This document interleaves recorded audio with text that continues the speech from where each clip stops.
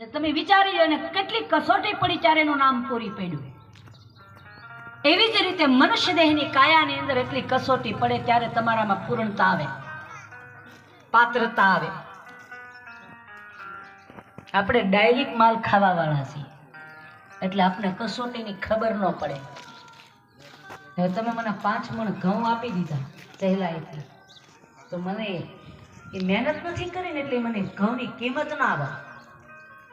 પણ જો મેં મારી ખેતીમાં વાવ્યા હોય અને એની વાંહે પાણી પાયું હોય, રાતથી ધ્યાન રાખ્યું હોય, રખોપા કર્યા હોય, ઉજાગરા કર્યા હોય, એ ખળામાં લેવાઈ ગયા હોય, ભરવા ગયા હોય, એ ઘરમાં નાખ્યા હોય ને તો એ 5 મણ ઘઉંની કિંમત થાય. એ મનુષ્ય દેહની કિંમત કરો. આ મનુષ્ય દેહ છે, અમૂલ્ય દેહ છે. બાપ એની કિંમત કરો. પરિપૂર્ણતા લાવે હોય તો કસોટી ભોગવવી પડે. આજે વિભીષણે સર્વે વસ્તુનો ત્યાગ કરીને ભગવાનની પાસે આવ્યા એટલે જળ મંગાવીને તિલક કર્યું અને રાજ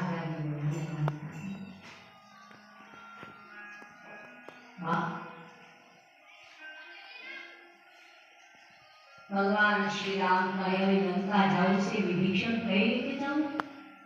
હે પ્રભુ, આપની પાસે 1800 કદમ રીછને વાંદરાઓ છે, હવે બધાને કઈ રીતે લઈ જાઓ? બાકી આપણે 2-5 જણા હોય તો આપણે ગમે કરીને પહોંચી જઈએ, પણ આ બધી વાંદર સેનાઓને સામે પાર પહોંચાડવી હોય તો કઈ બીજું આયોજન